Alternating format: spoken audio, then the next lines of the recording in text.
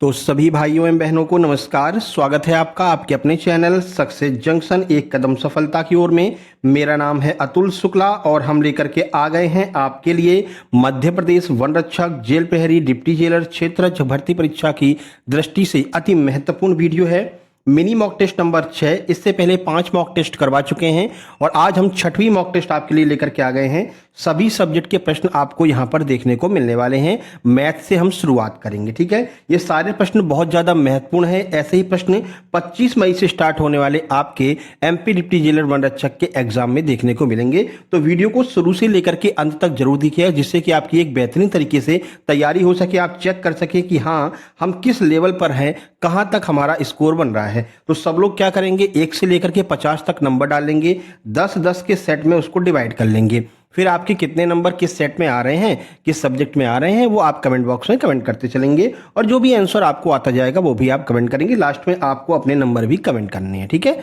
चलिए शुरुआत करते हैं। आइए देखते हैं, मैथ से शुरुआत कर रहे हैं। मैथ का पहला प्रश्न ये रहा आपके सामने। चलिए इसको सॉल्व कीजिए और बताइए कि क्या आंसर आपका आ रहा है। यदि 3x - 7 बराबर 2x + 11 है तो आपको x का मान बताना है। चलिए बताइए x का मान क्या आएगा। चलिए सॉल्व करके देख लेते हैं। देखिए 3x - 7 बराबर 2x + 11 है। इसमें कुछ खास करना नहीं है। x वालों को एक तरफ कर लीजिए, बिना x वालों को एक तरफ। ये 2x इधर आ जाएगा तो 3x, ये उधर प्लस का 2x है, इधर आएगा तो माइनस का हो जाएगा। तो 3x - के 2x बराबर, इधर प्लस का 11 है, ये 7 इधर चला जाएगा तो ये हो जाएगा प्लस का 7, ठीक है। तो 3x में से 2x जाएंगी तो 1x बचेगा और 11 और 7 जोड़ करके कितने हो जाएंगे, 18 हो जाएंगे, जो कि आपके ऑप्शन नंबर सी में दिया गया है। तो यही आपका सही आंसर हो जाएगा, ठीक है। चलिए आगे बढ़ते हैं। एमपीएसआई में अभी रिसेंट में एपटेक के द्वारा यह प्रश्न पूछा गया। सारे प्रश्न वही होंगे जो एपटेक ने पूछे हैं या फिर जिनके आने की संभावनाएं बहुत ज्यादा है, ठीक है मेरे भाई। ये रहा पूरा सॉल्यूशन जिसे आप आराम से देख सकते हैं। चलिए आगे बढ़ते हैं। आगे बढ़ने से पहले आप लोग बता दें, जैसा कि आप सबको पता है, चाहे वो एमपीएसआई का एग्जाम हो, चाहे एमपी पुलिस कांस्टेबल का फाइनल रिजल्ट अभी आया, आप सबको पता है। हमारे सुपर सिलेक्शन नोट से आपको सीधे सीधे प्रश्न एग्जाम में देखने को मिले हैं, जिसका फायदा ये हुआ है कि बहुत सारे लोगों का सिलेक्शन, चाहे वो एमपी टेट का वर्ग 3 की चयन परीक्षा का रिजल्ट हो, इन सब के रिजल्ट में हमारे सुपर सिलेक्शन नोट से आपके एग्जाम में प्रश्न मिले हैं और बहुत सारे लोगों का यहाँ पर सिलेक्शन भी हुआ है, ठीक है। शॉर्ट्स वीडियो हमने बना रखा है, आप जाकर के देख सकते हैं। तो अभी हमने एमपी डिप्टी जेलर जेल प्रहरी भर्ती परीक्षा के लिए बेहतरीन सुपर सिलेक्शन नोट्स तैयार किए हैं, जो आपके एपटेक के रीसेंट पैटर्न पर ही आधारित है, ठीक है। क्या क्या मिलेगा इसमें आपको, तो GK, GS, MP GK, science, Hindi, English, maths, इन सब के complete theory notes, complete practice set, साथ ही साथ में मॉक टेस्ट की पीडीएफ, ये सब आपको मिलेगी। साथ ही साथ में शुक्ला सर स्पेशल जो सुपर मैराथन होती है, एग्जाम टाइम पर शुरू हो जाती है, जिसमें 150 प्रश्न, 200, 250 प्रश्न होते हैं हर सब्जेक्ट के, हर टॉपिक के, तो वो भी बहुत जल्द शुरू होने वाली है। उसकी भी पीडीएफ आपको इसके अंतर्गत, इतना सारा चीज आपको मिलने वाला है, ठीक है। कैसे प्राप्त करना है, तो कोई बड़ी प्रक्रिया नहीं है, छोटी सी प्रक्रिया। ये क्यूआर कोड आपको दिखाई दे रहा है, इसका स्क्रीनशॉट खींच लीजिए। इसी पर आपको 189 का पेमेंट करना है और उस पेमेंट का स्क्रीनशॉट इस व्हाट्सएप नंबर 7052547003 पर सेंड कर देना है। जैसे आप स्क्रीनशॉट सेंड करेंगे, तुरंत की तुरंत इसी नंबर से आपको complete super selection notes send कर दिए जाएंगे और आपको व्हाट्सएप ग्रुप में जोड़ दिया जाएगा, जहां पर आगे की सारे पीडीएफ, सारे सुपर मैराथन की पीडीएफ और जो भी वीडियो आएगी उन सब की पीडीएफ भी आपको यहां पर मिलती रहेगी, ठीक है। पिछली बार भी हमने ग्रुप बनाया था एमपी पुलिस में, 95% लोग ऐसे थे जिन लोगों का रिटन एग्जाम क्वालिफाई हुआ था। लास्ट में आपको उनकी फोटो भी दिखा देंगे, स्क्रीनशॉट भी दिखा देंगे। तो जल्दी से आप भी नोट्स लेकर के इस ग्रुप में शामिल हो जाइए, जिससे कि आप भी इस बार सिलेक्शन ले सकें, इस बार वर्दी अपने ऊपर लगा सकें, ठीक है भाई। सारी बातें समझ में आ गई। चलिए आगे बढ़ लेते हैं। ये रहा अगला प्रश्न आपके सामने, बताइए क्या होगा इसका आंसर। कह रहे हैं कि एक संख्या को 11 से भाग देने पर शेषफल 7 आता है, तो उसके वर्ग को 11 से भाग देने पर शेषफल क्या आएगा। तो ऐसे प्रश्नों में बहुत ज्यादा दिमाग लगाने की आवश्यकता नहीं है। जो सेकंड वाला शेषफल है ना, इसी पर फोकस करना है। सेकंड वाला शेषफल क्या है, 7, तो 7 का ही वर्ग कर दीजिए। 7 का वर्ग क्या हो जाएगा, 7 का वर्ग 49 हो जाएगा। अब इसी 49 में आप 11 का डिवाइड दे लीजिए। 11 का डिवाइड देंगे कितनी बार जाएगा, 4 बार जाएगा। 11 चौके 44, 49 में से 44 जाएगा तो 5 शेषफल बचेगा। और यही आपसे पूछा था कि भाई शेषफल क्या आएगा, तो वो आएगा 5, जो कि आपके ऑप्शन नंबर बी में दिया गया है। और देखो जैसे हम तुरंत बता दे रहे हैं ना, तो आप लोग वीडियो को पॉज कर लिया करो, पहले सॉल्व कर लिया करो, फिर हमारा सॉल्यूशन देखा करो, ठीक है। बाकी जो लाइव टेस्ट होती है वो शाम को 8 बजे से शुरुआत होने वाली है ना, हो सकता है आज से ही शुरू हो जाए। उसमें हम क्या करेंगे, एक एक सब्जेक्ट का बढ़िया से 1-2 सब्जेक्ट मिला करके बढ़िया से आपकी लाइव मॉक टेस्ट करवा दिया करेंगे, ठीक है। वो भी बहुत जल्द शुरू होने वाली है।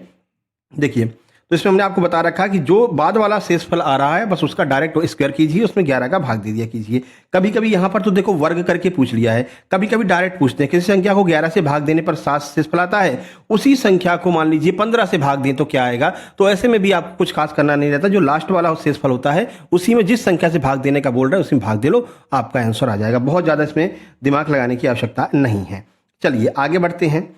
अगला प्रश्न ये रहा आपके सामने, कह रहे हैं कि 7 क्रमागत संख्याओं का औसत 20 है तो सबसे बड़ी वाली संख्या बताइए। ये एवरेज वाले प्रश्न बहुत ट्रेंडिंग में रहे थे एमपी पुलिस कांस्टेबल में। तो बताइए 7 क्रमागत संख्याओं का औसत 20 है। हमने आपको बताया था औसत का मतलब होता है बीच वाली संख्या, ठीक है। तो यहां पर हमने लिखा 20। 7 संख्याएं हैं यानी कि 3 इस तरफ होंगी और 3 इसके इस तरफ होंगी। क्रमागत है तो हमें कोई दिक्कत ही नहीं है लिखने में। देखो क्या कह रहे हैं, सबसे बड़ी संख्या, तो अपन को इस तरफ चलना है। 20 के बाद 21 आएगा, फिर 22 आएगा, फिर उसके बाद में 23 आएगा, ठीक है। तो सबसे बड़ी संख्या पूछे तो आपका आंसर 23 हो जाएगा। अगर सबसे छोटी संख्या पूछते हैं तो आप इधर चलिएगा, 19, 18, 17। अगर पूछते हैं सबसे छोटी संख्या तो बताना 17, सबसे बड़ी संख्या तो बताना 23। फिर आपसे पूछते हैं कि नहीं भैया आप हमको चौथे नंबर की संख्या बता दो, तो काउंट कर लेना। पांचवें नंबर की पूछें, चौथी तो खुद ही है। पांचवें की पूछते हैं तो पांचवें की काउंट कर लेना, 1, 2, 3, 4, 5, सर 21 आंसर हो जाएगा। तो घुमा फिरा करके आपसे प्रश्न पूछ सकते हैं। जो भी प्रश्न पूछेंगे आप इस तरह से इसका आंसर दे सकते हैं मेरे भाई। ये रहा पूरा सॉल्यूशन, ये आप देख सकते हैं। चलिए आगे बढ़ते हैं। अगला प्रश्न देखिए, कह रहे हैं कोई राशि 2 वर्ष में 10% साधारण ब्याज पर 770 रुपए हो जाती है, मूलधन आपसे पूछा गया है। पहले आपको कुछ चीजें क्लियर होनी चाहिए। देखो मूलधन क्या होता है, अपने आप का जो 100% होता है वही होता है मूलधन। अब इसी में अगर आप एसआई को जोड़ दो तो ये हो जाता है अमाउंट यानी कि ब्याज।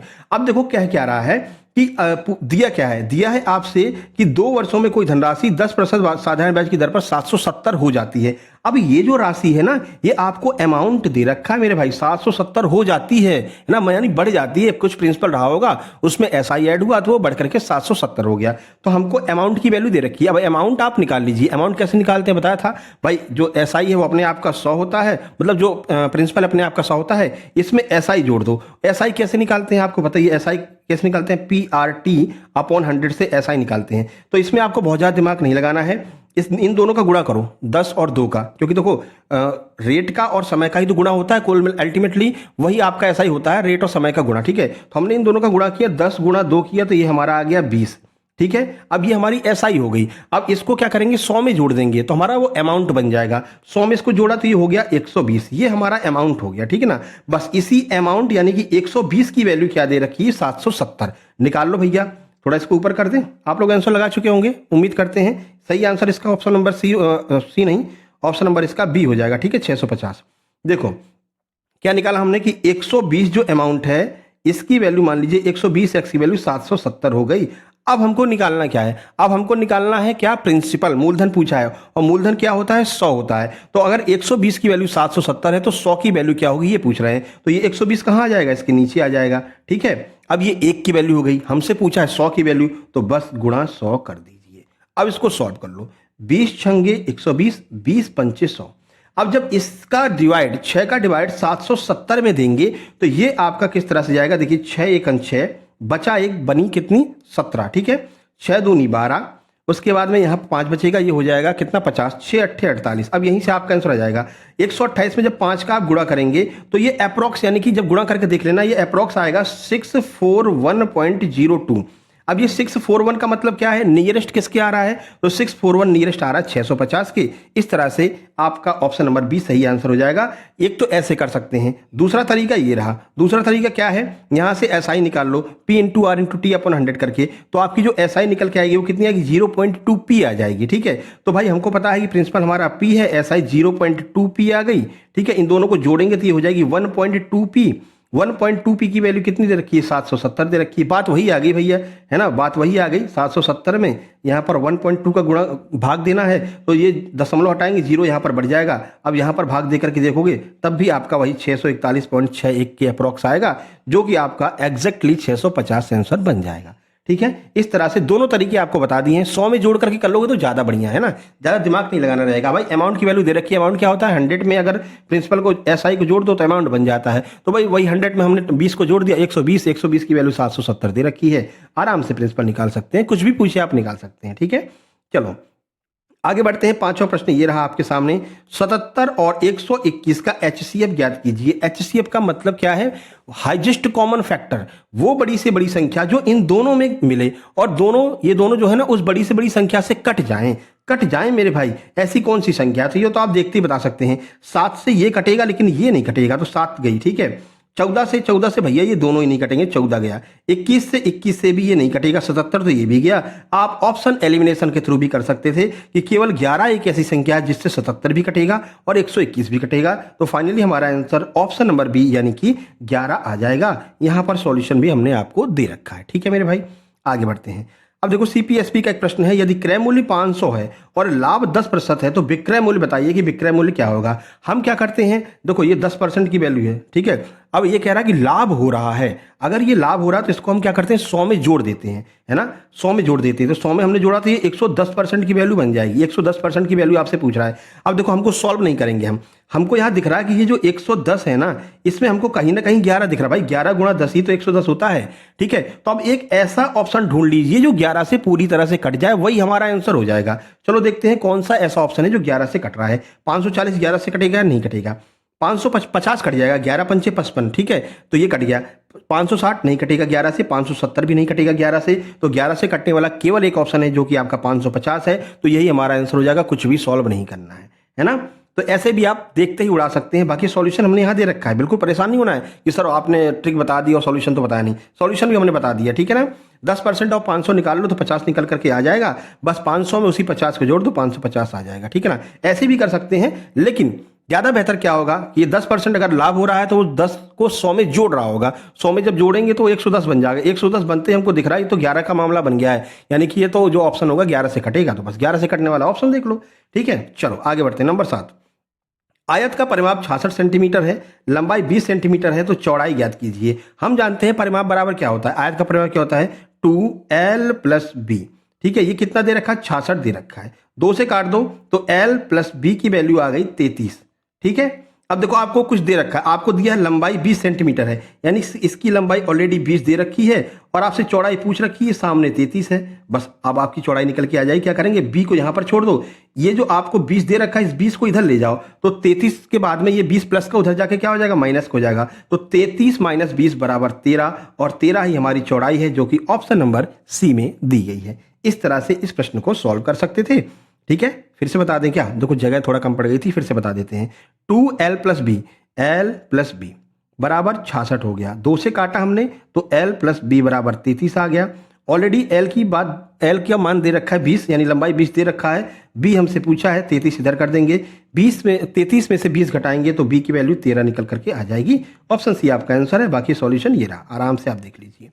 चलो 8वें नंबर का प्रश्न कह रहे हैं। अब देखो देखने में कैसा लग रहा है कि भाई कितना डिवाइड लगा रखा है, ये तो दिक्कत हो जाएगी। लेकिन देखो और ऑप्शन भी इस तरह से दे रखे हैं 14/1, 18/1। भाई इसको ऐसे कर सकते थे ना, 14, 18, 19 ऐसे भी तो दे सकते थे, लेकिन नहीं दिया, 19/1 लगा दिया। इस मतलब सरल से प्रश्न को कठिन दर्शाया गया है आपको, ठीक है। आबकारी का ये प्रश्न है, MP आबकारी में ऐसा ही पूछा था। चलो देख लेते हैं। देखो 49/7 हो जाएगा प्लस 121/11 हो जाएगा। इसको सॉल्व कर लो। 7 से कटेगा 7 बार, 7 हो गया। 11 से कटेगा 11, 11 में 121 11 बार। 11 और 7 को जोड़ेंगे कितना आएगा 18 आ जाएगा। और 18 में 1 का भाग दो, कोई फर्क नहीं पड़ता, 18 ही आएगा। तो 18/1 जो है ऑप्शन बी हमारा सही आंसर हो जाएगा, ठीक है मेरे भाई। चलो आगे बढ़ लेते हैं। सॉल्यूशन भी हमने बता दिया। अब देखते हैं 9 नंबर। 9 नंबर क्या कह रहा है, दो संख्याएं हैं 7 और 11 के अनुपात में हैं, उनका अंतर 24 है, तो छोटी संख्या ज्ञात करो। देखो इसको भी आप बहुत आसानी से कर सकते हो। इन दोनों का डिफरेंस क्या दे रखा है। अब देखो इसको सॉल्व भी नहीं करो तो भी काम बन जाएगा आपका। क्या कह रहा है, छोटी संख्या क्या है, ठीक है ना। अब छोटी संख्या का मतलब है इन दोनों में छोटी देख लो, इन दोनों में छोटी क्या है 7। अब जो भी छोटी संख्या होगी वो 7 से पूरी तरह से कट रही होगी, और जो बड़ी संख्या होगी 11 से पूरी तरह से कट रही होगी। तो बस 7 से कटने वाला ऑप्शन देख लो, वही अपना आंसर है भैया। 21 7 से कटेगा, हाँ कट जाएगा। अरे भैया 4 के 4 7 से कट रहे हैं, ठीक है ना। अरे गड़बड़ हो गई, ऑप्शन तो काम ही नहीं किया। दोस्तों सॉल्व करके देखना पड़ेगा। चलो सॉल्व करके देख लेते हैं। 7 और 11 का कह रहे हैं कि इनका जो अंतर है ना वो 24 है, ठीक है। अंतर कर लेते हैं। 7x - 11x बराबर क्या आ जाएगा, 11 में से 7 की कितना बचेगा 4x। 4x की वैल्यू 24 दे रखी है, यानी कि x की वैल्यू कितनी आ जाएगी यहाँ से 4 × 24। 6 आ जाएगी एक्स की वैल्यू। अब देख लो, अब जो भी आपका ऑप्शन होगा वो 6 से कटेगा, ठीक है ना। 7 से सारे कट रहे थे, कोई दिक्कत नहीं, एक स्टेप आगे करके देख लेते हैं। अब जो 6 आ गया, 6 से जो कटेगा वही आपका आंसर होगा। 21 तो 6 से कटेगा नहीं, ठीक है। 28 6 से कटेगा नहीं, 35 कटेगा नहीं, 42 कटेगा, यही आपका आंसर है, ठीक है। तो ऐसे घबराना नहीं है कि सर ट्रिक तो पहली बार में फेल होगी तो क्या करें। अरे एक स्टेप करके देख लो, आगे कट जाएगी, ठीक है ना। तो परेशान नहीं होना है। 42 है। बाकी हमने यहाँ पर सॉल्यूशन भी आपको बता रखा है। एक भाग का मान 6 है, तो छोटी संख्या 6 7 42 हो जाएगी, ठीक है। चलो, ये रहा आपका आखिरी प्रश्न मैथ का। चलिए बताइए, 1210 में ऐसा न्यूनतम क्या जोड़ा जाए कि ये जो संख्या है वो 11 से पूरी तरह से विभाज्य हो जाए। भैया पहले ये तो देखो, ये 121 जीरो, ये 11 से खुद ही पूरी तरह डिवाइड हो रहा है ना। 11 11 में 121 होता है, 110 आंसर आ रहा है, तो इसमें जो कुछ जोड़ने की आवश्यकता है ही नहीं भाई, इसमें कुछ जोड़ने की आवश्यकता है नहीं। जब ये खुद ही कट रहा है तो क्या जोड़ दें कि ये 11 से कट जाए, 0 जोड़ दो जो 11 से कट जाएगा, ठीक है ना। तो ऑप्शन बी आपका सही आंसर हो जाएगा। इसी में बहुत सारे लोग घूम गए थे। देखो यहाँ पर आपको दिख रहा है कि आप आंसर लगा सकते हैं, है ना, लेकिन जो एग्जाम का प्रेशर होता है ना वो अलग लेवल का होता है, ठीक है। तो ये आबकारी में जब ये प्रश्न आया तो बहुत सारे लोग कंफ्यूज हो गए कि ये कहना क्या चाह रहा है भैया, इसमें क्या जोड़ दें। तो क्योंकि ये खुद ही कट रहा है, 121 10 तो भैया खुद ही कट रहा है 11 से, अब इसमें क्या जोड़ दें। तो भाई उसने कह रखा है कि 0 जोड़ दो ना, 0 जोड़ो, कोई फर्क नहीं पड़ेगा। तो 11 से काटा, पूरी तरह कट रहा है, ठीक है। तो इसमें 0 जोड़ दो, लो 0 जोड़ दिया, अब भी पूरी तरह 11 से कटेगा, तो बी सही आंसर हो जाएगा, ठीक है। ये रहा पूरा सॉल्यूशन, आप देख सकते हैं। चलो मेरे भाई, अब आप कमेंट बॉक्स में कमेंट करके बताओ कि 10 प्रश्न आपके मैथ के हुए हैं, 10 में से कितने नंबर आपके आए हैं, कितने प्रश्न आपके सही हुए हैं, है ना। जल्दी से कमेंट करो, फिर आगे बढ़ते हैं। अब यहां से आपका साइंस की शुरुआत हो रही है। साइंस में भी आपको 10 नंबरिंग डाल लेनी है और जितने प्रश्न सही निकलते जाए उस पर टिक मार्क करते जाना है। पहला प्रश्न देखिए, किस भौतिक राशि का एसआई मात्रक जूल होता है। बताइए इनमें से किसका एसआई मात्रक जूल होता है। बल है, ऊर्जा है, शक्ति है या दाब है, किसका एसआई मात्रक जूल होता है। जल्दी से आंसर लगा लीजिए। उम्मीद करते हैं आपने आंसर कमेंट बॉक्स में टाइप कर दिया होगा। तो ये रहा सही आंसर, ऑप्शन नंबर बी, जो ऊर्जा है ना, ऊर्जा का एसआई मात्रक जूल होता है। अच्छा, मात्रक के ऊपर हमने पहली वीडियो बना रखी है, ठीक है। जो हम सुपर मैराथन लेकर के चल रहे थे ना, मैराथन, जिसमें हम टॉपिक वाइज सारे सब्जेक्ट को कवर कर रहे थे, तो हमने साइंस की एक मैराथन बना रखी है, उसमें हमने यही कवर करवाया सबसे पहले। क्योंकि देखो मात्रक हो गया, हाँ, विमीय सूत्र हो गया, ये सब बहुत पूछते हैं, है ना।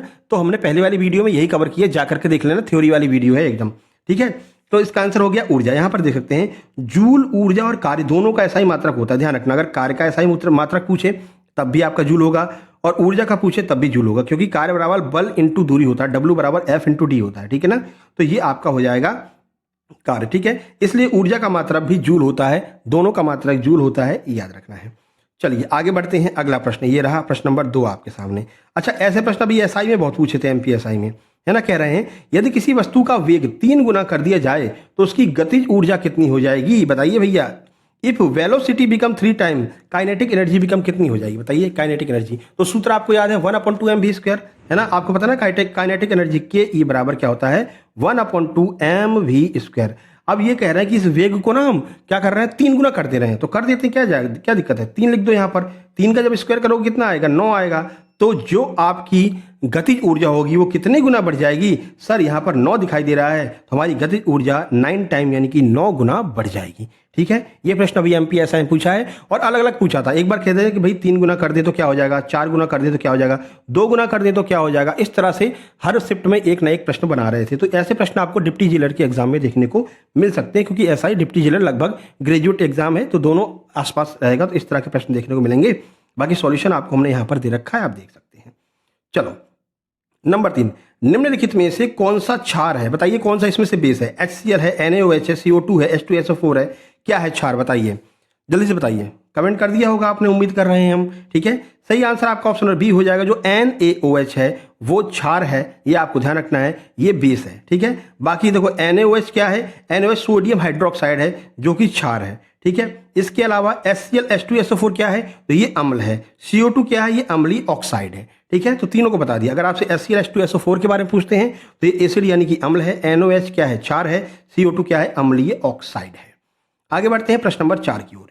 ये रहा आपके सामने प्रश्न नंबर 4। कह रहे हैं कि ऊपर कर दें, अरे नहीं आंसर दिख जाएगा। चलो देखो, आवर्त सारणी में परमाणु क्रमांक जो होता है ना, वो किसका प्रतिनिधित्व करता है, यानी कि जो परमाणु क्रमांक है वो क्या बताता है आवर्त सारणी में। न्यूट्रॉन की संख्या बताता है, प्रोटॉन की संख्या, द्रव्यमान की संख्या, या फिर कक्षा, या फिर सेल बताता है। जल्दी से बताओ क्या होगा इसका आंसर, जल्दी से बताओ आप।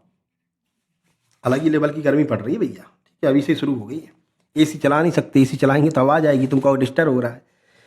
चलो भैया आंसर देख लेते हैं। सही आंसर आपका ऑप्शन बी हो जाएगा, प्रोटॉन की संख्या को दर्शाता है। आवर्त सारणी में परमाणु क्रमांक जो होता है वो प्रोटॉन्स की संख्या को दर्शाता है। तो परमाणु क्रमांक नाभिक में प्रोटॉन की संख्या को दर्शाता है। इलेक्ट्रॉन की संख्या भी, अगर जो तटस्थ परमाणु होते हैं ना, तटस्थ परमाणुओं में इलेक्ट्रॉन की संख्या समान होती है, ये भी आपको ध्यान रखना है। एक एक्स्ट्रा फैक्ट भी आपको बता देते हैं।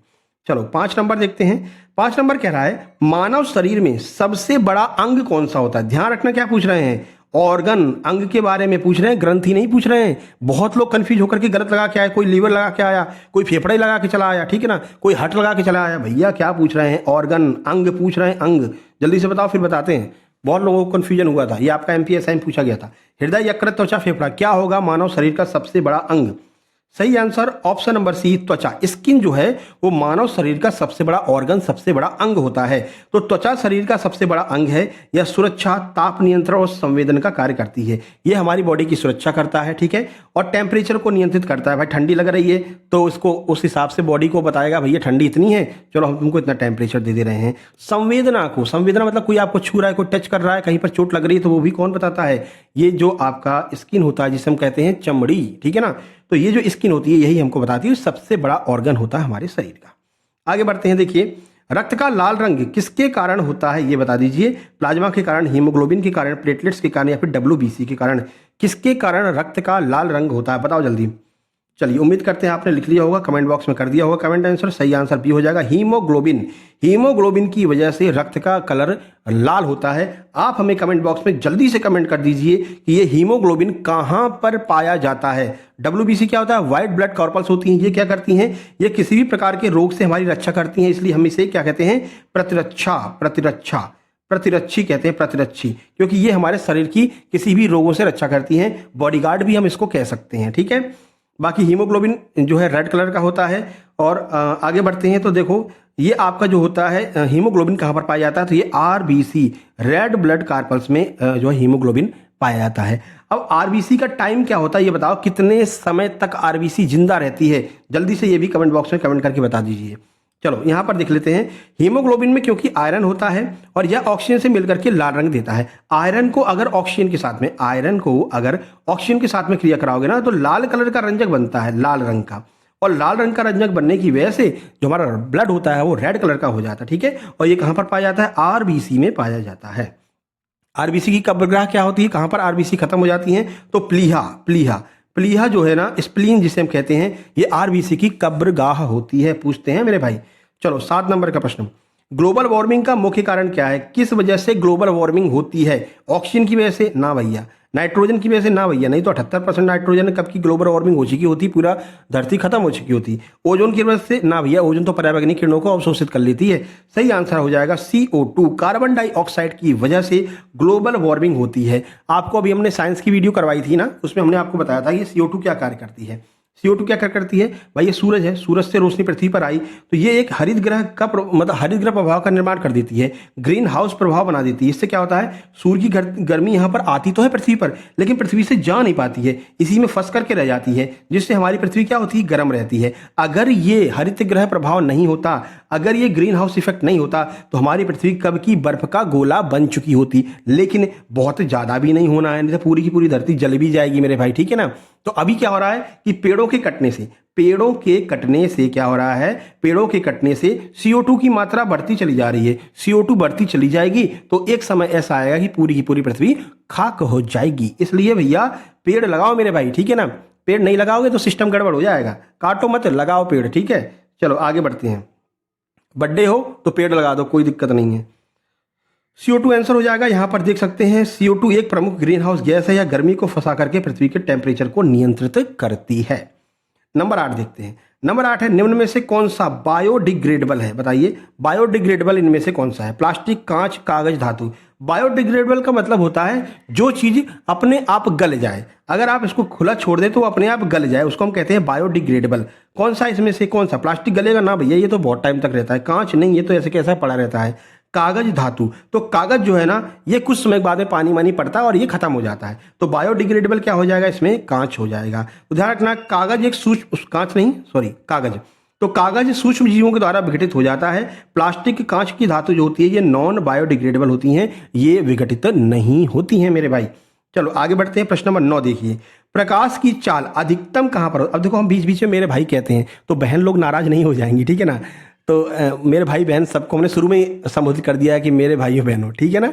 तो परेशान नहीं होना है कि नहीं सर तो केवल भाई लोगों को पढ़ाते हैं बहनों को पढ़ाते नहीं, तो ऐसा नहीं है, ठीक है। प्रकाश की चाल अधिकतम कहाँ पर होती है? तो हमने दो चीज़ आपको बताई थी, एक बताई थी ध्वनि, ठीक है, और एक बताया था प्रकाश। इसमें अंतर क्या होता है? प्रकाश की चाल अधिकतम, पहले आंसर बता दो, जल में, कांच में, वायु में, निर्वात में। तो प्रकाश की चाल जो अधिकतम होती है वो निर्वात में होती है। क्यों? क्योंकि देखो प्रकाश को किसी भी प्रकार के वाहन की आवश्यकता नहीं है, ठीक है। जितने कम वाहन होंगे प्रकाश उतनी तेजी से गति करेगा, लेकिन ध्वनि को वाहन की आवश्यकता पड़ती है, यानी कि ध्वनि को माध्यम की आवश्यकता पड़ती है। ध्वनि को एक जगह से दूसरी जगह पर जाना तो ये बहुत आलसी होती है, कहती भैया वाहन दो, साधन दो, बिना साधन के बिना माध्यम के हम ना चल पाएंगे भैया। तो फिर इसको क्या होता है? साधन की आवश्यकता पड़ती है। अब जितना सघन माध्यम होगा ध्वनि उतनी तेजी से गमन करती है। इसलिए आपने सुना होगा या देखा भी होगा, आपने किया भी होगा, रेल की पटरियों के बीच में जो है आप रेल की पटरियों पर कान रख करके सुनते हैं कि हाँ ट्रेन आ रही है, तो आपको पहले पता चल जाता है एज कंपेयर टू हवा उसकी जो ध्वनि होती है, यानी उसका जो भोंपू बजता है ना, हॉर्न, वो आपको बाद में सुनाई देगा, लेकिन आप इस पर कान रख करके पता कर सकते हैं। ऐसा क्यों होता है? जो ट्रेन यहां से आ रही है ना, तो पहियों की जो ध्वनि है वो इसमें बहुत तेजी से गमन करती है, ठीक है ना। तो ठोस में ज्यादा तेजी से गमन करती है ध्वनि एज कंपेयर टू हवा, इसलिए आपको पता चल जाता है कि ट्रेन आ रही है। जबकि प्रकाश के साथ में उल्टा होता है, प्रकाश में जितना ज्यादा माध्यम आता जाएगा प्रकाश उतना धीरे धीरे गति करेगा, ठीक है। तो निर्वात में क्या होता है? निर्वात में प्रकाश को कोई रोकने वाला नहीं होता, निर्वात में कुछ भी नहीं होता, कोई गैस नहीं, कोई वायु नहीं, कोई हवा नहीं, तो प्रकाश तेजी से गमन करता है, ठीक है ना। अब निर्वात में हवा इसके ध्वनि के साथ में क्या होगा? भैया ध्वनि है आलसी, ध्वनि को चाहिए माध्यम, और निर्वात में तो कुछ है ही नहीं, तो निर्वात में ध्वनि नहीं गुजर सकती है। यही वजह है कि चंद्रमा पर एक दूसरे की आवाज आप नहीं सुन सकते हैं, क्योंकि वहां पर क्या है? वहां पर निर्वात है। वहां पर क्या है? वहां पर वैक्यूम है मेरे भाई, ठीक है। आ गया समझ में? कोई दिक्कत, कंफ्यूजन क्रिएट नहीं होगा ना आप किसी भी प्रकार का? आगे बढ़ लेते हैं, जल्दी से लाइक कर दो इसी बात पर चीजें समझ में आ गई हो तो। निर्वात में प्रकाश की गति 3 गुणा 10 की घात 8 मीटर पर सेकंड स्क्वायर होती है। शुरू में आपको बता रखा है हमने, अभी जो थ्योरी क्लास करवाई थी उसमें भी आपको बताया था इसकी स्पीड, है ना। माध्यम में जाने पर गति जो है वो कम होती जाती है, कोई भी माध्यम आता जाएगा तो वो प्रकाश को रोकता जाता है। चलो आगे बढ़ते हैं, प्रश्न नंबर 10 आपके सामने। निम्न में से कौन सी एक निष्क्रिय गैस है? बताओ। निष्क्रिय गैस का मतलब है भाई समूह 18 में होगी, समूह 18 को नोबेल गैस कहते हैं। कौन सी नोबेल गैस है? Oxygen, nitrogen, helium, hydrogen. बताइए, जल्दी से बता दीजिए। 4 ऑप्शन आपके सामने है, सही आंसर हो जाएगा हीलियम।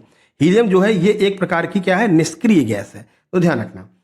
चलिए देख लेते हैं। तो हीलियम एक नोबेल गैस है, इसकी बाहरी कक्षा पूर्ण होती है। भाई किसी की बाहरी कक्षा पूर्ण है, ऑलरेडी उसका पेट भरा हुआ है, तो वो कहिए भैया हमको नहीं चाहिए, ठीक है ना। हम किसी से बॉन्ड नहीं बनाएंगे, अपना तो अलग ही सिस्टम है, अपन तो अपन किंग है, अपन को नहीं चाहिए, ठीक है।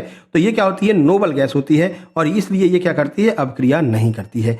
10 प्रश्न साइंस के हो गए। जल्दी से बताओ साइंस में कितने नंबर आपके आए हैं, कितने प्रश्न आपके सही निकले हैं। हम बढ़ते हैं हिंदी की ओर। ये रहा आपका हिंदी का पहला प्रश्न। बताओ, पहले कमेंट करो साइंस में कितने नंबर आए, जल्दी बताओ कितने प्रश्न साइंस में सही निकले। चलो भाई आगे बढ़े। चलो हिंदी का पहला प्रश्न, यथाशक्ति में कौन सा समास है? अव्ययी भाव है, तत्पुरुष है, बहुब्रीहि है, द्वंद्व है। बताओ। तो हिंदी की टेस्ट करवा लेते हैं आज अपन शाम को, और लाइव टेस्ट में, है ना। हिंदी के लगभग मान के चलिए कि 30 प्रश्न कर लेंगे आज रात में। तो अव्ययी भाव, तत्पुरुष, बहुब्रीहि क्या होगा? सही आंसर आपका हो जाएगा, इसमें हो जाएगा अव्ययी भाव समास। भाई किसी में अगर कोई आगे अव्यय लग जाता है तो वो क्या कहलाता है? अव्ययी भाव समास हो जाता है। यथाशक्ति का मतलब है यथाशक्ति, अर्थात शक्ति के अनुसार। तो यथा इसमें अव्यय आगे लग गया, इसलिए ये हो जाएगा अव्ययी भाव समास। देखिए, यथा प्लस शक्ति यानी शक्ति के अनुसार पूरा पद अव्यय की तरह प्रयोग होता है, इसलिए यहां पर अव्ययी भाव समास हो जाएगा। अगला प्रश्न, वाग्मिता शब्द का सही अर्थ बताइए। बताओ वाग्मिता का क्या अर्थ होता है? क्रोध की क्षमता, वाणी की मधुरता, मौन रहने की आदत, या फिर लेखन कौशल। सही आंसर इसका हो जाएगा वाग्मिता का अर्थ है ऑप्शन बी, यानी कि वाणी की मधुरता या फिर कुशलता। तो वाग्मिता का अर्थ है वाक यानी वाणी, मिता का अर्थ है अच्छी बोलने की क्षमता, भाषण कौशल, तो ये आपकी वाग्मिता यानी कि अच्छी वाणी हो जाएगी। चलिए आगे बढ़ते हैं, प्रश्न नंबर 3 देखते हैं। ये रहा आपके सामने प्रश्न नंबर 3। निम्नलिखित में से कौन सा वाक्य अशुद्ध है? मेरे भाई अशुद्ध पूछा गया है, जल्दबाजी में शुद्ध मत करिए, आना नहीं, पहले ही आंसर लगा के आ गए। तुमने मुझे क्यों बुलाया? ये तो देखने में बहुत सुंदर लग रहा है भाई, ये तो शुद्ध है, तो ये अपना आंसर होगा नहीं क्योंकि अशुद्ध पूछा है, ठीक है। वह मुझको पुस्तक दिया, ये कुछ समझ में नहीं आ रहा, कोई गड़बड़ सा लिखा है क्या? बिल्कुल सही बात, यही गड़बड़ लिखा है। या तो यहाँ पर उसने कर दो, उसने मुझको पुस्तक दिया, या फिर यहाँ पर दी कर दो, उसने मुझको पुस्तक दी। तो अपन से अशुद्ध पूछा है, तो अशुद्ध क्या हो जाएगा? ऑप्शन बी ही अशुद्ध हो जाएगा। ये बिल्कुल सही है, हम सब वहाँ जाएंगे, बिल्कुल सही है। उसने सत्य कहा, ये भी सही है। हमसे अशुद्ध पूछा था, तो ऑप्शन बी आपका सही आंसर होगा। आगे बढ़ते हैं, उत्तर बी सही है। अगला प्रश्न नंबर 4 आपके सामने है। बताइए, साहित्य से प्रश्न है कि आषाढ़ का एक दिन इस नाटक के लेखक कौन है? एक दिन हम ऐसा भी करते हैं कि 100 लेखक करवा देते हैं, ना। 100 लेखक करवा देते हैं एक साथ में, ठीक है। तो सुपर मैराथन लेकर के आएंगे लेखकों की, तो उन्होंने जो जो बनाई हैं भैया, जितनी भी बहुत फेमस किताबें हैं, बुक्स हैं, उन सबको एक साथ में करवा देते हैं। कल करवा दें क्या? ऐसा करते हैं, कल करवा दें, है ना? बताओ जल्दी से कमेंट बॉक्स में कमेंट कर देना, क्योंकि देखो लेखक वाले 2 प्रश्न आते हैं, किसने लिखा है, क्या लिखा है, 2 प्रश्न यहाँ से बनते हैं, है ना। चलो बताओ, आषाढ़ का एक दिन नाटक के लेखक कौन है? मोहन राकेश, धर्मवीर भारती, भवानी प्रसाद मिश्र या फिर हरिवंश राय बच्चन? बताइए क्या आंसर होगा। चलो उम्मीद करते हैं आपने आंसर लगा लिया होगा। सही आंसर आपका हो जाएगा मोहन राकेश, ऑप्शन ए बिल्कुल सही है। बाकी लोगों के भी देख लेते हैं भाई, आप कर रहे हैं तो पूरे कर लेते हैं। आषाढ़ का एक दिन हिंदी का एक प्रसिद्ध आधुनिक नाटक है, लेखक इसके कौन है? मोहन राकेश हैं। बाकी भारती जी ने किससे क्या लिखा है? धर्मवीर भारती ने गुनाहों का देवता लिखा है, ठीक है। और जो मिश्र है ये कोई कवि या फिर नाटककार नहीं है। हाँ, बच्चन जी जो है इन्होंने मधुशाला लिखा है, और मधुशाला इनकी बहुत फेमस है, इनके लिए इसको साहित्य अकेडमी अवार्ड भी इनको मिल चुका है मधुशाला के लिए। आगे बढ़ते हैं, अगला प्रश्न, दुर्गम शब्द में उपसर्ग और मूल शब्द बताइए। कौन सा शब्द मूल शब्द है और कौन सा उपसर्ग है दुर्गम में? तो लगा लीजिए जल्दी से आंसर, फिर आपको बताते हैं। 4 ऑप्शन आपके सामने हैं। चलिए, सही आंसर इसका हो जाएगा ऑप्शन नंबर ए, दू प्लस गम। इसमें दूस जो है ये इसका उपसर्ग हो जाएगा, और गम जो है ये इसका मूल शब्द हो जाएगा, है ना। अब गम के लिए आप ऐसा मत करना रे गम लग गया, ये वाला गम नहीं है, ठीक है ना। दुर्गम का अर्थ है कि, गम का अर्थ है यहाँ पर रास्ता, ठीक है। तो दू मतलब कि कठिन, और गम मतलब रास्ता। तो जाने में जो कठिन हो, गम मतलब जाने वाला, जो जाना होगा, ठीक है। गम का अर्थ है जाना, तो जाने में जो कठिन हो उसको हम कहते हैं दुर्गम, ठीक है। तो दू उपसर्ग है जो कि कठिन को दर्शाता है, और गम जो है ये जाने को दर्शाता है। तो गम जो है ये इसका मूल शब्द हो जाएगा, और दू उपसर्ग हो जाएगा, दोनों मिलकर के दुर्गम हो जाएंगे। अर्थात जो रास्ता जाने में कठिन हो उसको हम कहते हैं दुर्गम रास्ता, ठीक है मेरे भाई। नंबर 6, किसी को गम तो नहीं है किसी बात का भाई, नंबर अच्छे आएंगे, आप बस प्रैक्टिस करते चलो बढ़िया से नोट्स ले लो। अभी समय है आपके पास में, क्योंकि 25 मई का एग्जाम है, अभी टाइम है, 1 महीने का लगभग टाइम है। बढ़िया से नोट्स ले लो, नोट से अपना थ्योरी कंप्लीट करो पूरा। जो जीरो पर जो आप शुरुआत कर रहे हैं, ठीक है ना, उनको बता रहे हैं, बढ़िया से थ्योरी कंप्लीट करो, बढ़िया से डेली प्रैक्टिस सेट लगाओ, मॉक टेस्ट लगाओ। मॉक टेस्ट की पीडीएफ आपको मिलेगी, सुपर मैराथन 150 100 प्रश्नों वाली भी आपको मिलेगी, सुपर रिवीजन नोट्स भी आपको इसी में मिल जाएंगे। तो बढ़िया से आपकी अच्छी तैयारी हो जाएगी, ठीक है ना। यही एक रीजन था जिसकी वजह से 95% लोग हमारे जो ग्रुप में जुड़े थे एमपी पुलिस में, उन सबका रिटन एग्जाम क्वालिफाई हुआ था।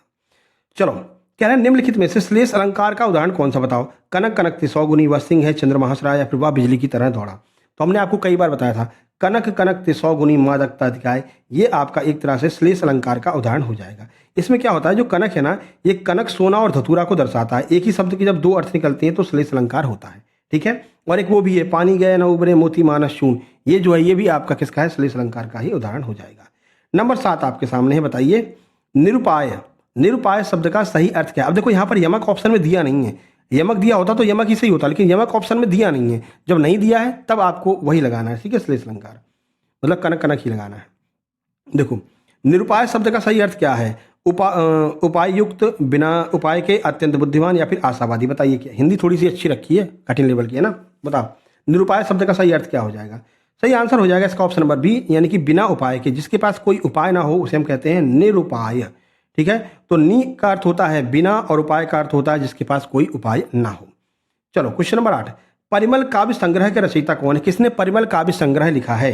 सूर्यकांत त्रिपाठी निराला, जयशंकर प्रसाद, महादेव वर्मा, सुमित्रानंदन पंत। क्या होगा इसका आंसर परिमल का? सही आंसर आपका हो जाएगा option number A, Suryakant Tripathi Nirala ji के द्वारा परिमल काव्य संग्रह है। काव्य संग्रह का अर्थ इसमें बहुत सारी कविताएं हैं, ठीक है ना। तो परिमल किसके द्वारा लिखा गया? सूर्यकांत त्रिपाठी निराला के द्वारा लिखा गया है। देख सकते हैं यहाँ पर, परिमल निराला का एक प्रसिद्ध काव्य संग्रह है। प्रसाद का कौन सा ग्रंथ है? तो ये कामायनी है। महादेव वर्मा के द्वारा यामा लिखा गया है, और सुमित्रानंद पंत के द्वारा पल्लव लिखा गया है। तो इनका भी आप जो है याद रखिएगा, हो सकता है आगे पूछ लिए। आगे बढ़ते हैं, 9 नंबर, जो कभी ना मरने वाला हो उसके लिए एक शब्द क्या होगा? तो भाई सब जानते हैं, जो कभी ना मरे उसको हम क्या कहते हैं? अमर कहते हैं, ठीक है। तो जो कभी ना मरे उसे हम कहेंगे अमर। और बाकी अन्य ऑप्शन भी देख लो। अमर मतलब जो कभी ना मरे, अजर मतलब जो कभी बूढ़ा ना हो, अविनाशी जिसका नष्ट कभी ना हो पाए, ठीक है, और अचल जो है जो स्थिर रहता है उसको हम अचल कहते हैं। तो चारों ऑप्शन का अर्थ हमने आपको बता दिया है। आगे बढ़ते हैं, ये रहा आपका 10वां प्रश्न। हिंदी बहुत जल्दी निपट गई। यदि तुम पढ़ोगे तो सफल होगे, ये कैसा वाक्य है? संयुक्त है, मिश्र है, साधारण है, या फिर आज्ञार्थक है? अब देखो आज्ञा तो कोई इसमें दी नहीं जा रही है, और यदि परंतु किंतु लगा हो तो भाई साधारण तो होगा नहीं, मिश्र या फिर संयुक्त होगा। तो क्या होगा सही आंसर? जल्दी से लगा लीजिए। सही आंसर आपका हो जाएगा मिश्र वाक्य। देखो अगर कहीं पर यदि और तो लिखा हो तो ये आश्रित उपवाक्य और मुख्य वाक्य दोनों मिलकर के मिश्र वाक्य का निर्माण करते हैं। यदि तो ध्यान रखना ये मिश्र वाक्य होता है, और जो और लगा होता है वो संयुक्त वाक्य होता है, ठीक है, तो ये ऐसे आप ध्यान रख सकते हैं। अब बताओ हिंदी में कितने प्रश्न आपके सही निकले हैं, जल्दी से कमेंट बॉक्स में कमेंट करो। हम चलते हैं इंग्लिश की ओर। ये रहा इंग्लिश का पहला प्रश्न। कह रहा है choose the synonym of clever. Clever शब्द का सिनोनिम बताइए। सिनोनिम का अर्थ होता है समानार्थी, ठीक है, बताओ, पर्यायवाची हिंदी में कहते हैं सिनोनिम। तो क्लेवर का सिनोनिम क्या हो जाएगा? फुलिश। फुलिश तो इसका एंटोनिम हो जाएगा। क्लेवर मतलब तो चालाक होता है ना भाई, चालाक होता है। तो इसमें कौन सा ऐसा शब्द है जो चालाक का जो है सेंस दे रहा है? इंटेलिजेंट। इंटेलिजेंट यानी कि यही बिल्कुल सही हो जाएगा। वीक मतलब कमजोर, लेजी माने उदास, लेजी मतलब या फिर कह सकते हैं आलसी होता है, फुलिश भी आपका नेगेटिव सेंस दे रहा है। तो पॉजिटिव का आंसर पॉजिटिव ही होगा। अगर आपसे सिनोनिम पूछ रहे हैं तो क्लेवर का सिनोनिम इंटेलिजेंट हो जाएगा। तो ये आप नेगेटिव पॉजिटिव वाले से भी देख सकते हैं। ये रहा इसका सॉल्यूशन। आगे बढ़ते हैं number 2। He is capable dash solving this problem. अब देखो एक बात आपको बता दें, जो आपके एग्जाम में प्री पोजिशन आते हैं, ठीक है, तो प्री पोजिशन ज़्यादातर जो आपके एग्जाम में होते हैं वो कंडीशन वाले होते हैं, यानी जो स्पेशल प्री पोजिशन होते हैं, जो अपने साथ में ऑलरेडी लगते ही हैं, उस शब्द के साथ में वही लगते हैं, वही आपसे ज़्यादा पूछे जाते हैं, फ्रेज वाले। ठीक है, कह रहा है कि he is capable dash solving this problem. वो इस प्रॉब्लम को सॉल्व करने में कैपेबल मतलब सामर्थ्य है, उसके अंदर ये क्षमता है कि इसको सॉल्व कर सकता है। बताओ क्या लगाएंगे? टू लगाएंगे, फॉर लगाएंगे, ऑफ लगाएंगे, विथ लगाएंगे, क्या लगाएंगे बताओ? सही आंसर इसका हो जाएगा ऑफ। देखो कैपेबल ऑफ, कैपेबल कभी भी आप अगर कैपेबल बोलोगे ना, CAPABLE, कभी भी आप कैपेबल बोलोगे ना तो इसके साथ में ऑफ अपने आप लग के आता है। ठीक है, तो इसका पेयर बनता है, पेयर वाले आपके एग्जाम में ज़्यादा पूछे जाते हैं। तो कैपेबल ऑफ एक फिक्स फ्रेज है, इसलिए ऑफ का प्रयोग बिल्कुल सही हो जाएगा। इतनी दूर आ गए लेकिन लाइक नहीं किया तुमने, है ना, ये गलत है मेरे भाई। जल्दी से लाइक करो और शेयर कर दो, फटाक से शेयर कर दो। जो भी आपका व्हाट्सएप ग्रुप है, जो भी आपका टेलीग्राम ग्रुप है, जल्दी से शेयर कर दो इसकी लिंक। ठीक है, चलो हम बढ़ते हैं आगे प्रश्न नंबर 3 की ओर। ये रहा प्रश्न नंबर 3। कह रहे हैं choose the antonym of ancient. Ancient का अर्थ क्या होता है? एंशियंट का अर्थ होता है पुराना। ठीक है, कोई भी चीज पुरानी होती है तो हम उसको एंशियंट कहते हैं। इसका एंटोनिम बताना, यानी कि इसका उल्टा अपोजिट बताना है मेरे भाई। बताओ क्या होगा? विलोम बताना है। ओल्ड होगा, ओल्ड तो इसका सिनोनिम हो जाएगा। ठीक है, ओल्ड मतलब भी पुराना, एंशियंट माने पुराना, तो ये तो अपना आंसर होगा नहीं। मॉडर्न, हाँ ये हो जाएगा। मॉडर्न मतलब आधुनिक। ठीक है, हिस्टोरिक ये भी पुराना हो जाएगा, पास्ट भी पुराना हो जाएगा, ओल्ड भी पुराना हो जाएगा। ठीक है, तो अपना सही आंसर क्या होगा? मॉडर्न, यानी कि ऑप्शन नंबर बी हमारा बिल्कुल सही आंसर हो जाएगा। मॉडर्न का अर्थ होता है आधुनिक या फिर नवीन। चलो number 4, identify the correct sentence. Correct sentence आपको बताना इनमें से कौन सा सेंटेंस बिल्कुल सही लिखा हुआ है। आंसर देख लिया तुम लोगों ने, है ना? चलो अब देख लिया तो बता देते हैं। सही आंसर बी हो जाएगा, each of the boys had done his work. अब देखो जो ईच होता है ना, अभी देखो हमने आपको इससे पहले एक नाउन वाली वीडियो करवाई थी, है ना? नाउन वाले वीडियो में सब्जेक्ट वर्ब एग्रीमेंट की, अभी जस्ट पहले चौथे नंबर की जो हमने महामैराथन करवाई है इंग्लिश की, उसमें सब्जेक्ट वर्ब एग्रीमेंट को करवाया है। उसमें हमने आपको बताया था कि ईच ऑफ के साथ में क्या लगेगा, वन ऑफ के साथ में क्या लगेगा, ये सब करा रखा है। ठीक है, तो सही आंसर हो जाएगा ईच जो है ना, वो हमेशा अपने साथ में क्या करता है? सिंगुलर वर्ब लेता है। कौन सा? सिंगुलर वर्ब लेता है। और जो आपकी नाउन होगी वो प्लूरल हो सकती है, लेकिन वर्ब हमेशा सिंगुलर होगी। तो ईच के साथ में हैज लगेगा। ऑप्शन नंबर बी आपका बिल्कुल सही हो जाएगा। यहाँ पर आप देख सकते हैं ईच सिंगुलर होता है, इसलिए वर्ब हैज और प्रोनाउन हिज आएगा। ठीक है, तो प्रोनाउन क्या बन जाएगा? उसका हिज बन जाएगा। जब भाई सिंगुलर हो गया ना, कह रहा है कि ईच ऑफ द बॉयज। अब जब ये जो बॉयज हैं ये सिंगुलर बन जाएंगे, सिंगुलर वर्ब का यूज करेंगे, तो इसके लिए हम क्या लगाएंगे? हिज लगाएंगे। ठीक है, तो इसका जो पजेसिव होगा वो क्या हो जाएगा? हिज हो जाएगा। ऑप्शन बी आपका सही आंसर हो जाएगा। 5 number, choose the correct meaning of wagyu. Wagyu का सही मीनिंग का अर्थ है कि इसका अर्थ क्या है। इसको एक तरह से हम कह सकते हैं कि समानार्थी ही पूछ रहा है। भाई वैग्यू का क्या अर्थ है? क्लियर है, डेफिनिट है, अनक्लियर है, ब्राइट है। बताओ वैग्यू का अर्थ क्या हो जाएगा? सही आंसर आपका हो जाएगा ऑप्शन नंबर सी, वैग्यू का अर्थ होता है अनक्लियर। तो वैग्यू का अर्थ अस्पष्ट होता है, इसलिए इसका सही आंसर क्या हो जाएगा? अनक्लियर हो जाएगा। आगे बढ़ते हैं 6 नंबर का प्रश्न देखिए। कह रहा है fill in the blank. Blank यानी खाली स्थान को भरिए। She instead dash playing the bill. उसने क्या किया है? She insisted paying the bill. उसको बिल को पे करने के लिए उस मतलब कि संतुष्ट हो गया कि हाँ भाई इस बिल को हम पे कर देंगे। तो इसके इंसिस्टेड के साथ में क्या लगाते हैं? तो इसके साथ में क्या लगाएंगे ये बताइए। इन लगाएंगे, ऑन लगाएंगे, एट लगाएंगे, फॉर लगाएंगे। बताओ क्या लगाएंगे? सही आंसर हो जाएगा ऑन। तो ध्यान रखना ये जो इंसिस्ट शब्द होता है ना, ये अपने साथ में ऑन को लेकर के चलता है। ठीक है, तो इंसिस्ट जो है इसका पेयर ऑन के साथ में बनता है। फिक्स फ्रेज है, इसलिए ऑन बिल्कुल इसका सही हो जाएगा। और फिक्स फ्रेज वाले ही आपके एग्जाम में ज़्यादातर पूछे जाते हैं। चलो अगला, आइडेंटिफाई द एरर। एरर बताइए कहाँ पर गलती है। इस पूरे जो सेंटेंस दिया गया है कहाँ पर गलती है? One of my friend is coming today. मेरा एक दोस्त जो है आने वाला है। तो तुम्हारे बहुत सारे दोस्त हैं, उनमें से एक दोस्त आने वाला है। अब तुम यहाँ पर बताओ कि गलती कहाँ पर है। तो ध्यान रखना ये फ्रेंड नहीं होगा। ठीक है, बहुत सारे फ्रेंड में से एक फ्रेंड आ रहा है, तो यहाँ पर फ्रेंड्स हो जाएगा। ठीक है, तो इसके बारे में ऑलरेडी बता चुके हैं सब्जेक्ट वर्ब एग्रीमेंट वाली वीडियो में। इससे जस्ट पहले हमने वीडियो सब्जेक्ट वर्ब एग्रीमेंट की करवाई थी इंग्लिश की, उसमें बताया था वन ऑफ के बाद में हमेशा प्लूरल नाउन आता है। देखो 2 क्वेश्चन मिल गए सब्जेक्ट वर्ब एग्रीमेंट से। अब जिन लोगों ने नहीं पढ़ा होगा उनके लिए समस्या है, तो जा करके जरूर देख लेना मेरे भाई, ठीक है। महामैराथन इंग्लिश की नंबर 4 नंबर वाली 4 नंबर की जो मैराथन की वीडियो डाली है उसमें हमने सब्जेक्ट वर्ब एग्रीमेंट को टॉपिक वाइज कवर किया है, ठीक है। वहां देख लेना 4 नंबर वाली में वन ऑफ वाला नियम हमने बताया है। इस वजह से फ्रेंड की जगह पर फ्रेंड्स हो जाएगा। आगे बढ़ो, number 8, choose the correct spelling. Correct spelling कौन सी है बताना है आपको, बताओ करेक्ट स्पेलिंग क्या होगी। अक्योर्ड की सही आंसर ऑप्शन नंबर बी हो जाएगा, OCCURRED, ठीक है। ये इसका बिल्कुल सही आंसर हो जाएगा। इसकी सही स्पेलिंग OCCURRED होगी, जिसमें C डबल होती है और R भी डबल होता है, दोनों डबल होते हैं, याद रखना। आगे देखो प्रश्न number 9, fill in the blank, सही खाली स्थान को भरिए। He is afraid dash dogs, उसको डॉग्स से डर लगता है। इसमें अभी फिक्स प्रीपोजिशन वाले प्रश्न ज्यादा आते हैं, तो फिक्स प्रीपोजिशन है कि अफ्रेड के साथ में क्या लगाएंगे बताओ। फ्रॉम लगाएंगे, विद लगाएंगे, ऑफ लगाएंगे, बाई लगाएंगे। तो अफ्रेड जो है वो अपने साथ में हमेशा ऑफ लेता है, ठीक है। तो अफ्रेड ऑफ हो जाएगा। अफ्रेड ऑफ एक फिक्स कॉम्बिनेशन होता है, इसलिए ऑफ इसका बिल्कुल सही हो जाएगा। तो अफ्रेड के साथ में हमेशा ऑफ प्रीपोजिशन लगता है। चलो 10 नंबर देखिए, choose the correct indirect speech. Indirect speech आपको बताना, ही सेड और जो है आई एम टायर्ड, उसने कहा कि मैं बहुत थक चुका हूं। बताओ इसका इनडायरेक्ट स्पीच क्या हो जाएगा। 4 ऑप्शन आपके सामने हैं, आंसर लगा लिया होगा। सही आंसर ऑप्शन बी हो जाएगा, he said that he was tired. देखो इसमें हमने बताया था ना भाई, जो अगर प्रेजेंट कंटिन्यूअस में होता है तो वो पास्ट कंटिन्यूअस में चेंज हो जाता है। तो इज जो है ये वॉज में चेंज हो जाएगी। वॉज वाला अगर आप आंसर देख लेते तो वहीं से आपको पता चल जाता था, ठीक है ना। तो इज हो, एम हो, ये वॉज में चेंज हो जाता है, इसलिए आपका ऑप्शन बी बिल्कुल सही हो जाएगा। चलो तो ये हो गया इंग्लिश। इंग्लिश में 10 में से कितने प्रश्न सही निकले जल्दी से बताइए, कमेंट कर दीजिए। हम बढ़ते हैं आगे और चलते हैं एमपीजी के GS, current affair, world history, Indian geography, world geography सब मिलेगी आपको। चलो बताओ, पहला प्रश्न हिस्ट्री का ही है। इलाहाबाद की संधि किस वर्ष हुई थी मेरे भाई, बताओ। एमपीएसआई में पूछा गया अभी हाल ही में, जल्दी बताओ कब हुई थी इलाहाबाद की संधि। 1757 में, 65 में, 73 में, 84 में। तो इलाहाबाद की संधि की बात करते हैं तो इलाहाबाद की संधि ऑप्शन बी 1765 में इलाहाबाद की संधि हुई थी, ठीक है। यहां पर आप देख सकते हैं इलाहाबाद की संधि 1765 में रॉबर्ट क्लाइव और मुगल सम्राट शाह आलम द्वितीय के बीच में हुई थी। इससे ईस्ट इंडिया कंपनी ने बंगाल, बिहार, उड़ीसा की दीवानी प्राप्त कर ली थी, ठीक है ना। तो बंगाल, बिहार, उड़ीसा के दीवानी के जो अधिकार है ना, वो इलाहाबाद की संधि के द्वारा ही ईस्ट इंडिया कंपनी को मिले थे। कब हुई थी, 1765 में। किसके किसके बीच, रॉबर्ट क्लाइव और मुगल बादशाह शाह आलम द्वितीय के बीच में हुई थी। अब बढ़ते हैं आगे, प्रश्न नंबर 2 आपके सामने, बताइए। इसका आंसर तो हर कोई करेगा, समझ लेना। भारतीय संविधान का कौन सा अनुच्छेद संवैधानिक उपचार का अधिकार देता है मेरे भाई, जल्दी से बता दो, अभी बहुत चर्चा में है ये, ठीक है। 19, 21, 32, 226 क्या होगा बताओ, जल्दी बताओ। सही आंसर आपका हो जाएगा ऑप्शन नंबर सी 32। आर्टिकल 32 जो है इसे संवैधानिक उपचारों का अधिकार कहते हैं। बाबा साहेब भीमराव अम्बेडकर ने इसे संविधान की आत्मा भी कहा है, ठीक है। तो ये ध्यान रखना है आपको। अनुच्छेद 32 को संविधान की आत्मा कहा है किसने, डॉक्टर BR अम्बेडकर ने इसे महत्वपूर्ण अधिकार बताया है।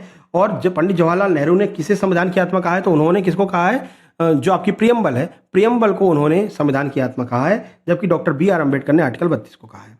चलो 3 नंबर को देखते हैं। मध्य प्रदेश, एमपीजी का मध्य प्रदेश का कौन सा राष्ट्रीय उद्यान बारहसिंगा के लिए प्रसिद्ध है, बताओ। कान्हा, बांधवगढ़, पेंच, सतपुड़ा, कौन सा है, जल्दी बताओ। अभी हमने एमपी करंट अफेयर कल करवा दी है, मार्च 2026 की एमपी करंट अफेयर कल हमने करवा दी है, जाकर के देख लेना मेरे भाई। क्योंकि करंट अफेयर से भी आपको 2 से 3 प्रश्न देखने को मिल सकते हैं ना, तो मंथ वाइज करंट अफेयर करवा रहे हैं। और नोट्स के साथ में प्रीवियस 6 महीने की करंट अफेयर हमने आपको दी है नोट्स के साथ में, जिन लोगों ने नोट्स लिया होगा उनको पता है।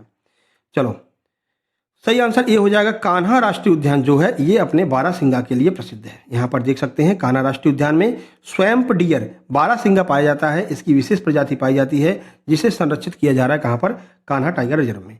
अगला देखो प्रश्न नंबर 4, बताओ। तो पठारों का देश किस देश को कहा जाता है, बताओ। आपकी वर्ल्ड ज्योग्राफी की बात कर रहे हैं हम। भारत को, ब्राजील को, ऑस्ट्रेलिया को, दक्षिण अफ्रीका को किसे पठारों का देश कहते हैं। सही आंसर इसका हो जाएगा ऑप्शन बी, ब्राजील को पठारों का देश कहा जाता है। क्यों कहते हैं वो देख लो। तो ब्राजील में विशाल ब्राजीलियन पठार है, इसलिए इसे पठारों का देश कहा जाता है। अगला प्रश्न नंबर 5 देखिए।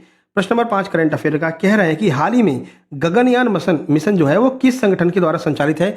गगनयान मिशन किसने चालू किया है, DRDO ने, इसरो ने, नासा ने या फिर ESA ने, किसने चालू किया बताओ। सही आंसर आपका हो जाएगा ऑप्शन बी, इसरो के द्वारा भी हाल ही में गगनयान मिशन संचालित किया जा रहा है। इसमें क्या होगा, इसका उद्देश्य है मानव को अंतरिक्ष में पहुंचाना, ठीक है। तो मानवों को अंतरिक्ष में भेजने के लिए गगनयान मिशन जो है वो लॉन्च किया गया है, किसके द्वारा, इसरो के द्वारा। प्रश्न नंबर 6, द्वैध शासन ड्यूअल गवर्नमेंट की शुरुआत किसके द्वारा की गई थी, बताओ। द्वैध शासन की शुरुआत किसने की थी? 4 ऑप्शन है, Warren Hastings, Robert Clive, Lord Cornwallis या फिर लॉर्ड डलहौजी। किसने किया था? डलहौजी तो पता ही ना भाई, 1857 की क्रांति के टाइम पे यही तो था, ठीक है ना।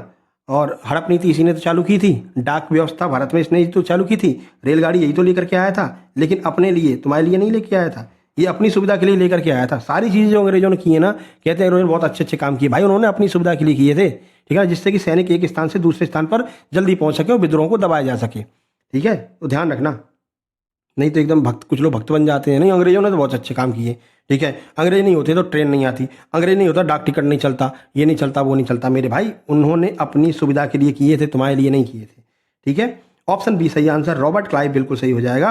1765 में रॉबर्ट क्लाइव ने बंगाल में द्वैध शासन प्रणाली चालू की थी।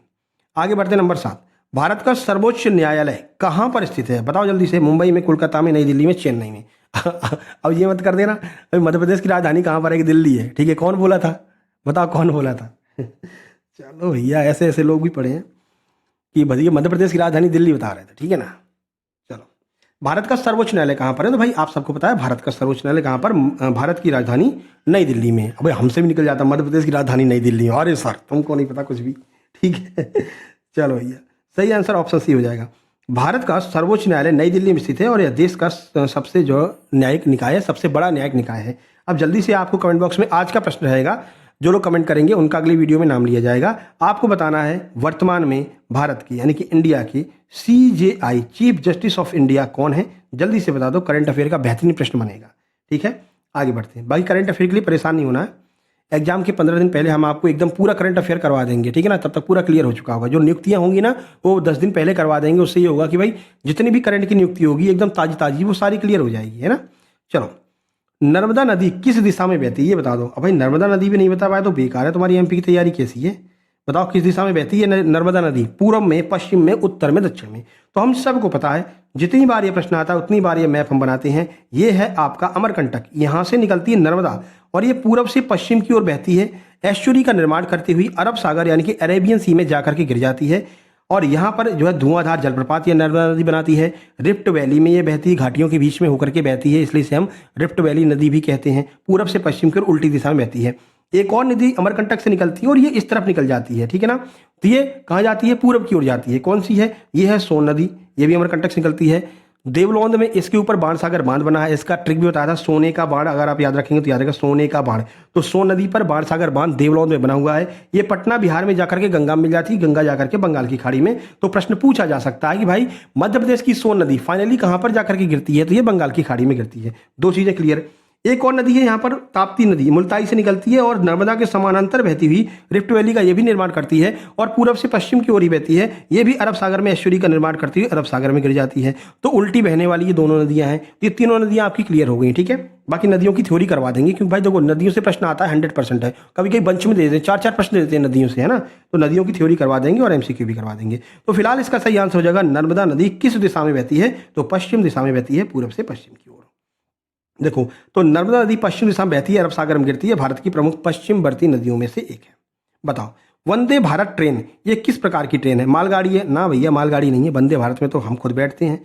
सेमी हाई स्पीड ट्रेन है, बिल्कुल सही है, मेट्रो नहीं है, लोकल नहीं है, सेमी हाई स्पीड ट्रेन है वंदे भारत ट्रेन, ठीक है। सही answer option B, Vande Bharat एक सेमी हाई स्पीड ट्रेन है जिसे इंडियन रेलवे के द्वारा चलाया जा रहा है। चलो, अगला प्रश्न है आपके सामने, चिपको आंदोलन ये किससे संबंधित है। चिपको आंदोलन बताइए, जल संरक्षण से, वन संरक्षण से, भूमि सुधार से, महिला सशक्तिकरण से, किससे संबंधित है चिपको आंदोलन, जल्दी बता दो। उत्तराखंड में चिपको आंदोलन हुआ था, वन संरक्षण से संबंधित है। इसमें क्या था कि पेड़ों से लोग चिपक गए थे, पेड़ों को बचाने के लिए पेड़ों से लोग जो है जाकर के चिपक गए थे, ठीक है ना। तो ये आपका क्या हो जाएगा, चिपको आंदोलन हो जाएगा। तो यहाँ पर देख सकते हैं भाई, चिपको आंदोलन पेड़ों की रक्षा के लिए किया गया था, जिससे लोग पेड़ों से चिपक जाते थे ताकि उन्हें काटा ना जा सके। तो बताओ 50 प्रश्न आपके हो गए हैं, 50 में से कितने प्रश्न आपके सही निकले हैं, सबसे पहले तो वो आप जल्दी से कमेंट बॉक्स में कमेंट कर दो। बाकी यहाँ पर बताते हैं जिन लोगों ने नोट्स दिया था, ये यहाँ पर देख सकते हैं काजल तिवारी जी है, शॉर्ट्स वीडियो इनके ऊपर हमने बना रखी है। MP पुलिस 2025 नोट्स ग्रुप आपको दिखाई दे रहा होगा, भाई शुक्ला सर, है ना।